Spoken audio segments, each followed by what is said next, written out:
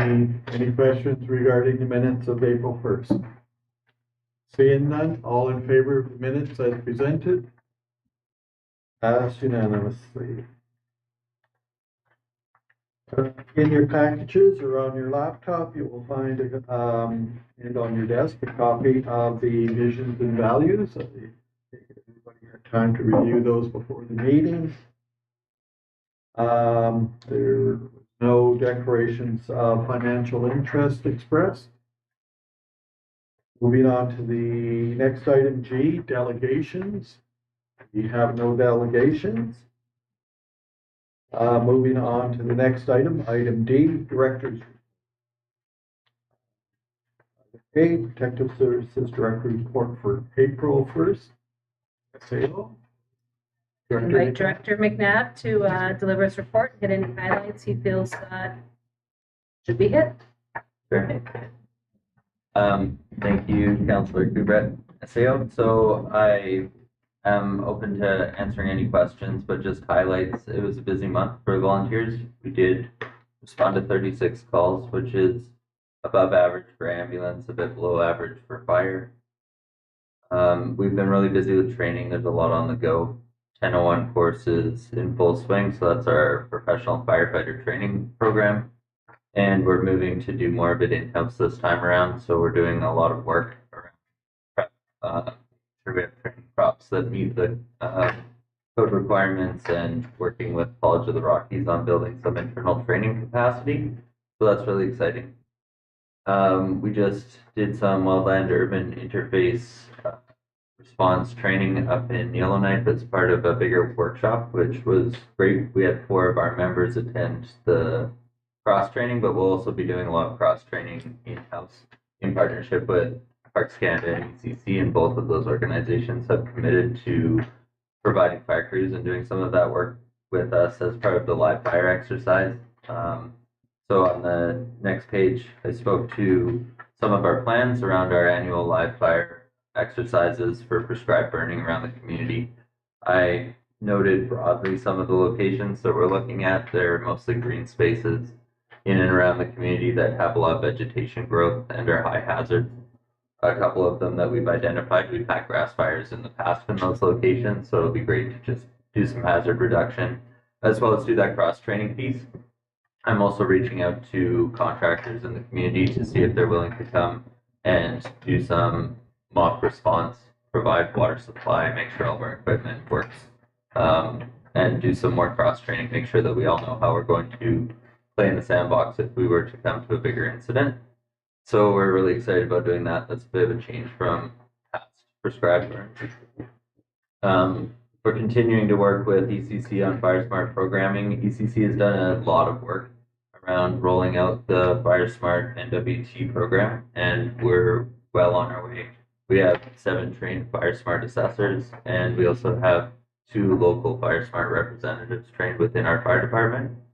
We have a whole whack of people signed up for FireSmart assessments in the community, which is really great. We did 20 last year, I believe, as the program was being rolled out towards the end of the summer. And yeah, we have almost 50 signed up for this year. I just did a couple before this meeting. People are really excited to move forward with better FireSmart practices, which really helps us with that wildfire resiliency piece. It's important to be prepared to evacuate and respond in the case of a wildfire, but if we can be prepared and resilient to them, we can live with fire more manageably on the landscape. So I think that's a really important way forward. We're also working with ECC and the Office of the Fire Marshal just on a way forward for the Wildland Urban Interface Response Program in the territory.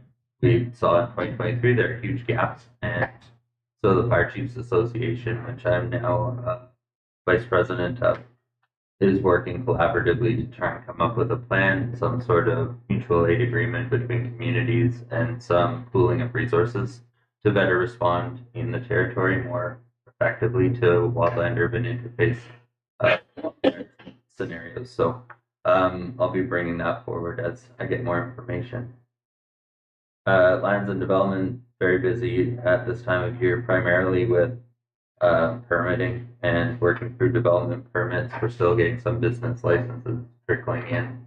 So we're working on getting compliance across business licensing. There's a lot of outstanding renewals.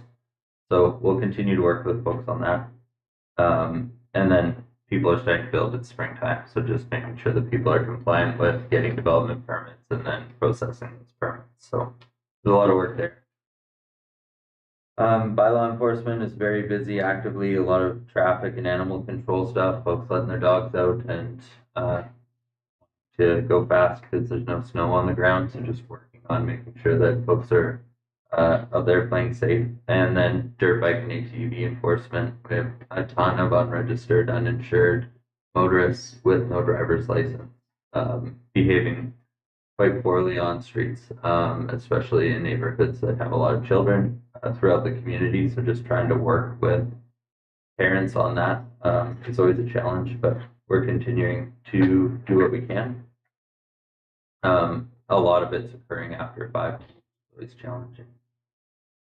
Emergency management, so our emergency management plan and all of our PSA resources and the guide for community members has been updated. So we have 2025 packages. They're now up on the website and being shared with all of our agency partners throughout the community.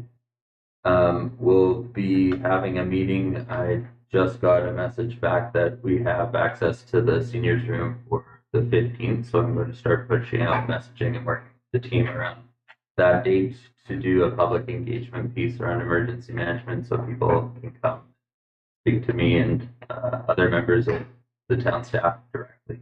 So again, I'll be reaching out over the next couple of days to try and organize that and just give folks a chance to come do some face-to-face. And then we'll be doing a mail drop.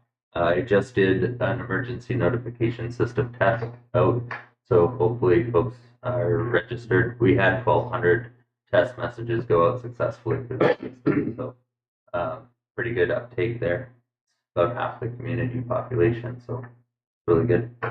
So there's lots of work around emergency management. We'll continue with messaging, again, mail drop, and trying to do public engagement piece as we work through the operational ECC cross training and live fire exercises.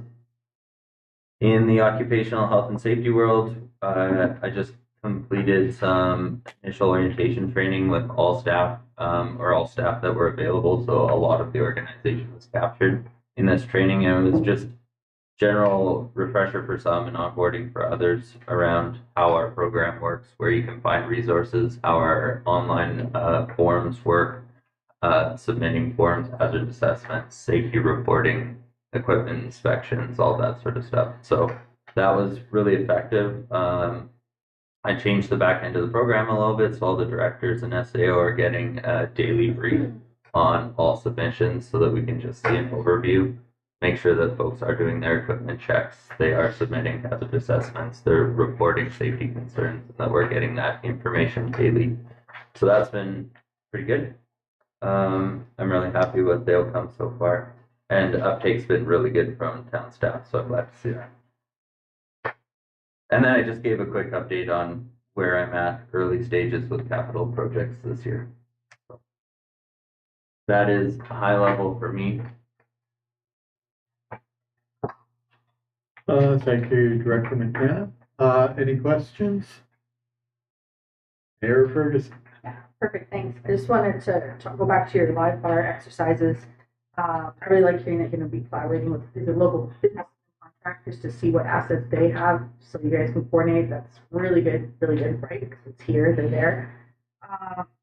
Before, I just want to make sure that you're putting out PSAs to the community to make sure that, hey, community, we're going to be lighting things on fire, so you're going to see some smoke and flame, and no, we're not on fire. So because it's really triggering, right? So make sure, I haven't seen any messaging, so make sure that that's going out like that. And what will make it so that we have a fire band in the community? Yeah, thank you, Mayor Ferguson. So great points. We have actually standard operating guideline internally with the fire department on how we'll do this, and public outreach is a big part of it. If we're burning right up against property lines, we'll be going directly to those property owners, but we'll also be doing a broad PSA I haven't put any out because we don't really know when our successful burn window is going to be. It's, we have a couple weeks when snow's gone and it dries up to when it's too dry or it greens up. So as we identify dates, we'll try and get about 24 hours. The other thing is if we do it too far in advance, people forget. Disappears in the Facebook world, but very good point. So absolutely. And then for fire bans, it's really dependent on weather. I would be looking for persistent high risk of wildfire warnings coming out of ECC for a period of time with an increasing drought code. I may go to a partial fire ban a bit sooner, which is just everyone with backyard fire pits can continue to use them as long as they have a safe fire pit. Backyard fires, cook, do whatever. But we'll continue to issue burn permits as long as it's safe to do so. And then a full fire ban, it would need to get to extreme and stay at extreme for a period of time. Thank you, Director. Any further questions? Councillor Heath.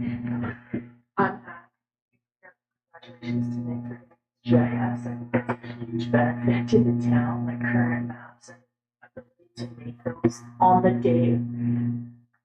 Huge props to him. Can citizens sign up for the town to burn their lawn? Traditional indigenous fire smarting? Because I don't want to mow. So that nitrogen is absorbed into the soil. Director McNabb. Yeah, thank you, Councillor Heaton. So anybody technically can burn their lawn as long as they have a burn permit in place, and we go through the steps of doing it safely. So water supply, wet around the edges, and no wind, and etc. So there's actually nothing saying that folks can't do it themselves. To go and do it as a fire department for individual private properties would be challenging. We do it for one, we need to do it. So I would be hesitant to do that, but again, I would work with people on getting them a burn permit and walking through safe steps. Ultimately, if the fire gets away, it's the responsibility of that resident. So yeah, there are ways to do it. Councillor Harrison. Can you get the burn permits online? Director McNabb. Thanks, Councillor Kirschak. No, unfortunately, only. Well, actually, no, that's not true. Yes, you can download it online. It's on the web page, and that's one of the permits that has no associated fee. So yeah, you can fill it out and email it to town or to myself. Yeah. Mayor Ferguson. Thank you. I'm just thinking too on PSA stuff, as people are deciding to build, get their projects for the summer on the go. What do we have? What do we put out to say, hey, if you're thinking to build, remember to think for lines, think for power, think for water. Like, do we have that kind of PSA to go out and also like, hey, do you know that if you're building a thing, you actually need a permit, right? Because that might be like, oh, it's just my shed for my tools. Why would I need it's for my wood. Why would I need a building permit? Like, do we have that kind of messaging to educate folks? Yeah, thanks, Mayor Ferguson. So we have done in the past, we're going to again. It's just challenging right now as we're trying to get out that pre-wildfire emergency messaging to bury it. So I'm trying to kind of condense this week or so into emergency messaging. Lance is working on some PSAs, and Philo is working on some PSAs around dirt bikes, ATVs, and development permitting. So yeah, we definitely have the information available, and we hope to get it out maybe starting next week. Any further questions? One more comment. You mentioned that most things for bylaw, ATVs and bikes happen after 5 p.m. Have you thought about shifting how your schedule works so that you can have folks on after 5 p.m. when it happens, like whatever that looks like in your world? Yeah, thanks. Mayor Ferguson, that is definitely something that we've done in the past. When we look at doing it, it can be disruptive to staff schedules, and the challenge is for safety, working alone with no one on that's monitoring radios to Tomorrow, though, is fire practice, so we were actually going to do some enforcement from 5 to 7 until me and Dave were going to both be on, so that I could be available. And we're going to maybe do that a bit more often. Just shift the hours up a little bit. Again, trying to be respectful of staff work-life balance too. It's challenging, but we're going to try and do some of that. Councillor Cox. Thank you. Yeah, it's great to see the Fire Smart uptake for the assessments. A lot of that certainly should fall on the homeowners to get in there and start cleaning up, especially this time of year, self included. So I was just curious, has there been any conversations about Fire Smart with institutions? A lot of institutional buildings around that. Actually, some education as well. Yeah, thank you, Councillor Cox. We have been working with some of the bigger institutions around town, and actually one of the biggest prescribed burn events we're going to be doing is at Grand Detour, and Dave Porter with the college has been really good about working with us. The college certainly has a lot of infrastructure in the community, as does housing and the GNWT generally, so working with all of those agency stakeholders, resources are a challenge, so meet in the middle, but yeah, at the end of the day, if folks hold land, they are ultimately responsible for the maintenance of it. Any further questions? I actually have one question. Just in regards to the mail drops, can we make, or could administration talk to the post office about the mail drops? A lot of people have no junk mail things on their boxes, and I think this is critical information that needs to be put into every mailbox. Talk to the post office about a possibility of overriding that request for this particular instance. We can absolutely talk to them, but they are following their own federal requirements. So we've got around that in the past by having the piles in different places within the post office and different, so people are at least seeing it and have the option to grab it. I don't think we can request they override their own legislation. So we can try. Okay, last call for questions regarding the report. The director. Okay, we don't require a motion, it was provided as information. Moving on to the next item on the agenda, which is item E, administration. We have a briefing note, DPA 00825, but I have somebody move to. I'll move that DPA 008-25 submitted by Joel McGeezy to operate a mobile vehicle detailing service from lot 22-1, Plan 1439, 18-1 Pigeon Avenue, Fort Smith be approved. Councillor Cox, a seconder. Both second. Councillor Tucky. Any questions, concerns? Notes from SAO?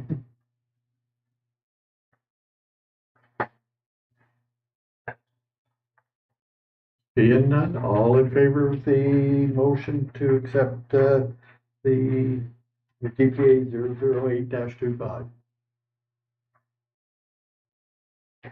Pass unanimously. Item B under administration is briefing note DPA 014-25. Somebody move the motion, please. I move that DPA 014-25 submitted by Crystal Brown to operate a pottery designing and making studio, along with offering private lessons from lot 22-1, plan 1439, 18-1 Pigeon Avenue, Fort Smith be approved. Thank you, Councillor Karasik. I'll second it. Thank you, Councillor Bates. Councillor Cox. I'd just like to know, I'm pretty sure the address is wrong on it. It's the same address that I just read out. Yes. But it looks like it's right, the right address is in the rest of the package. Oh, yeah. 20, it should be 25 McDougal Road, lot 306, plan 207. That's it, yeah. I'll accept that amendment to the motion.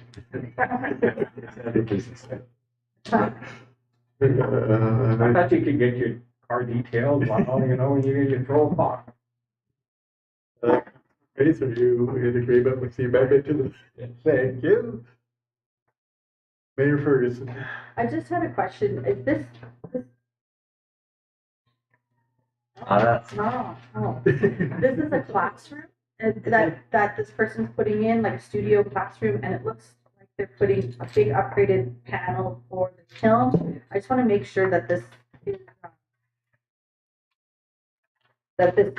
we're not constructing something that's going to draw approving something. I think this is great, but I'm like, are we approving something that's turning this, like, it's not very much space there for parking and people?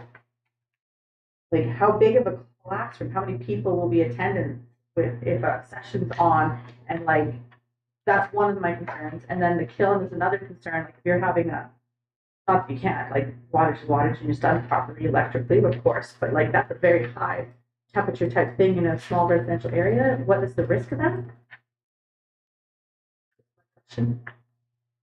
Sale, I'll defer that to Director McNabb if he has any input on that. Director McDonough. Yeah, thank you. So all of these applications come with considerations, including that operating this could create nuisance traffic and noise contravening existing bylaws. So ultimately, it's at council's discretion because this is the conditional approval. And then it will either burden us with enforcement or it will, work within the bylaw and be fine. So at the end of the day, this is a decision put before you find folks. And then we will ensure bylaw compliance down the road. And there's also that stipulation that the National Building Code, Fire Code, and all federal and territorial regulations will be complied with. And that would include the National Electrical Code, and so it has to be installed to meet code. And at the end of the day, that's an electrician signing off. So if it can be done safely, that's within their scope. So. Mayor Ferguson. Was a conversation ever occurred with this person specifically for parking? Director. Yeah, thank you, Mayor Ferguson. Yeah, when we receive these applications, we review the application with the applicant and we go through all the considerations. And that's right in the application checklist. How much traffic do you expect? Will you have adequate parking for it? What traffic? How much approximately? How many people are working on site, etc. So those are all considerations that we give. And in this case, Lance Officer Carberry deemed this to be potentially acceptable. Your discretion. No one. I think if you read her description, it says she'd be offering private lessons for individuals. If you have a classroom of 10 people, it might be one person. Shall vehicle of some sort in her driveway. So as it's written, I don't see that as being a huge encumbrance. Councilor Bath. This is a bit of a tangent or adjacent to this, but like along that part of McDougal, there's a sizable space between the sidewalk and the road. From a bylaw perspective, is that okay to park in there? Is that space what we're considering parking?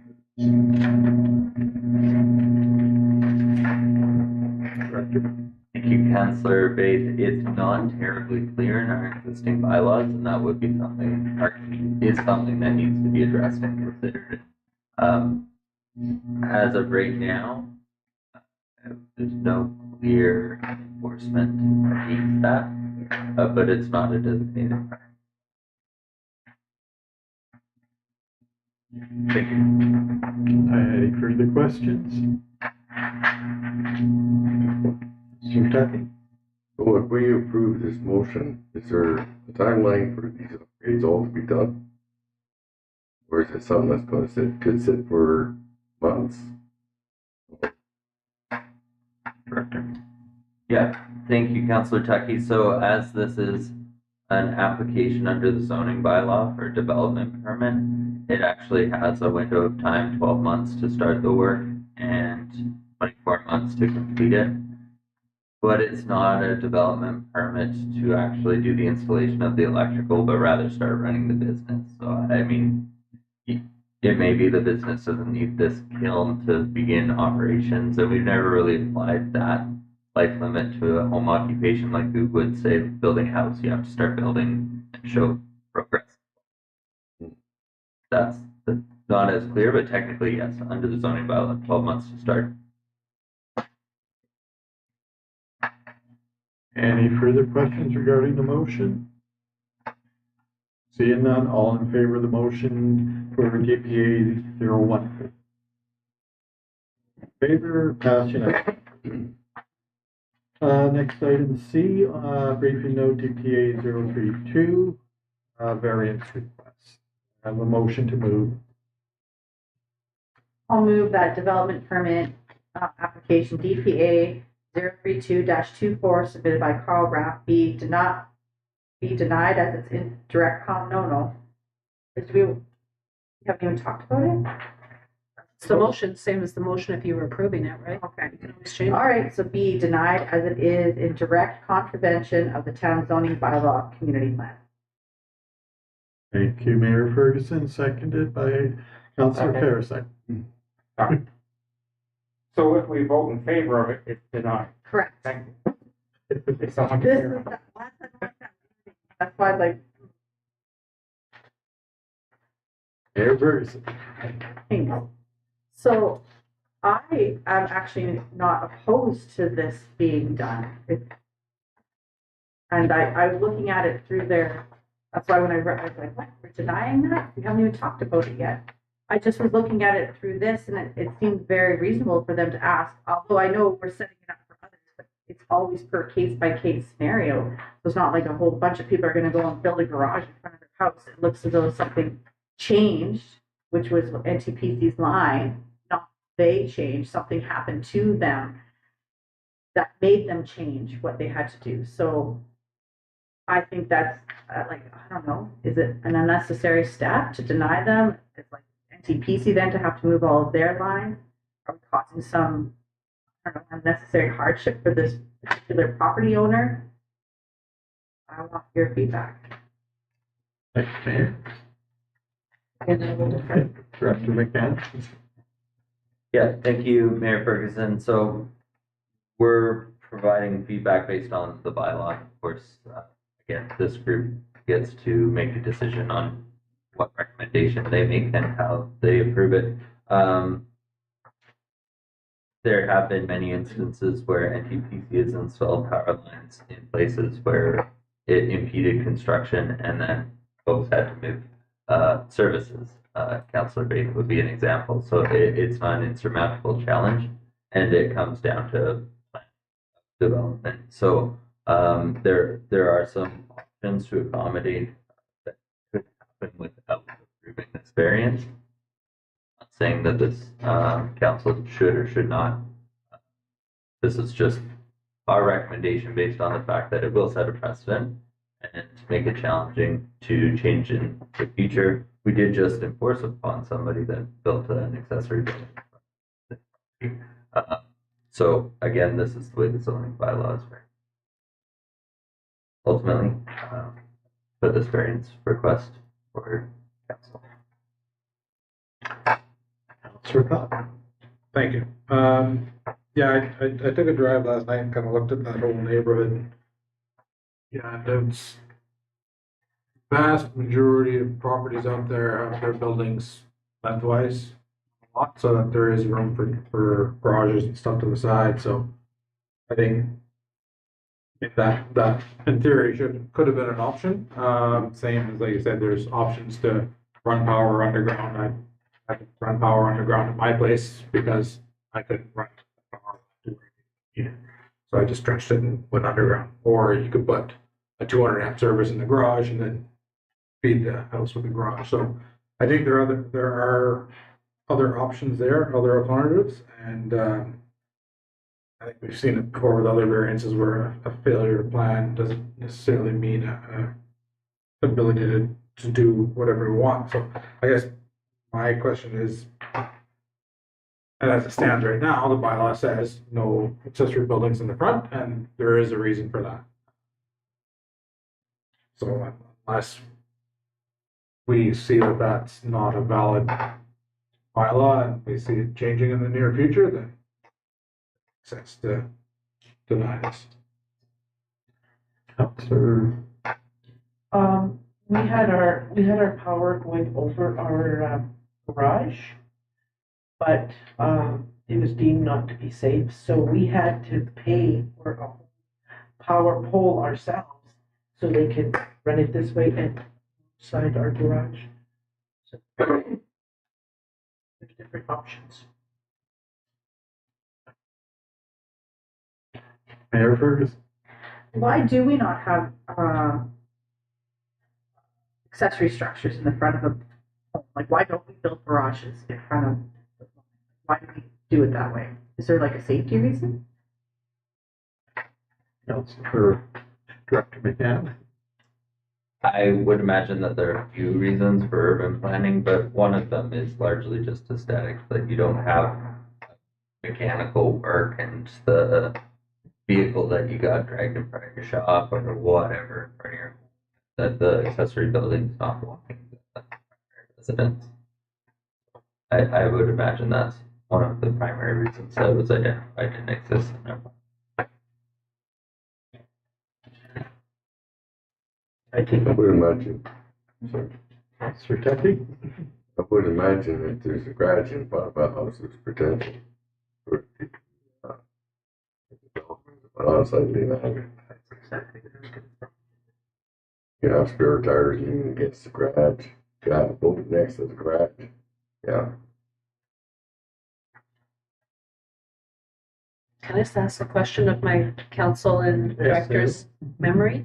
As our new bylaw, new zoning bylaw that we're going to be reviewing tomorrow, does it actually continue that exact same? In line with a lot of urban planning. Yeah. Do we have any? Oh, I just want to elaborate further on the recommendation. Basically, his thing would be in direct contravention of our being allow someone to break one of our bylaws and say it's okay. And then we are setting precedent for other people who want to do the same.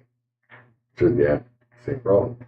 I know rerouting, like Councillor Benwell talked about, can be very expensive because you're probably going to pay around $5 just for the pole.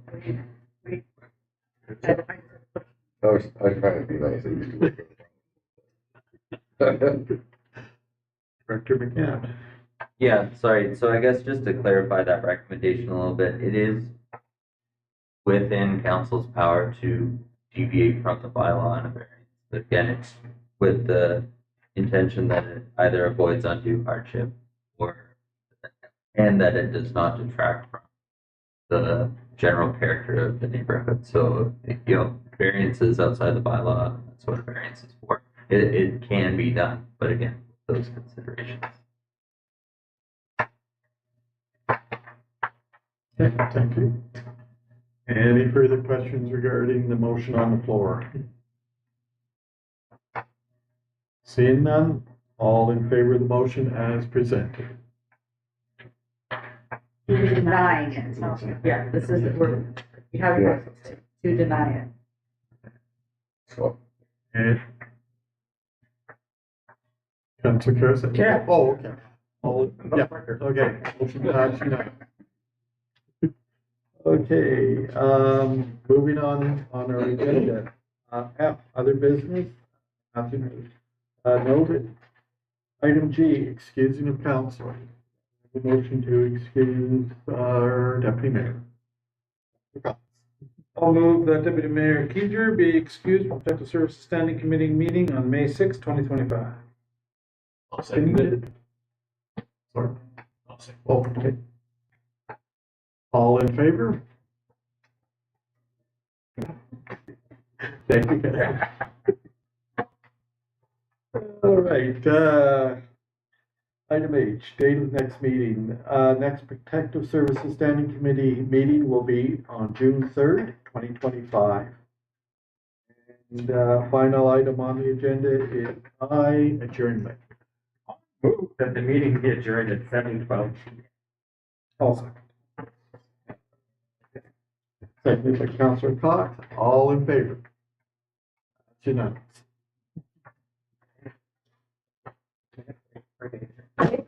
So I wrote down 2,000.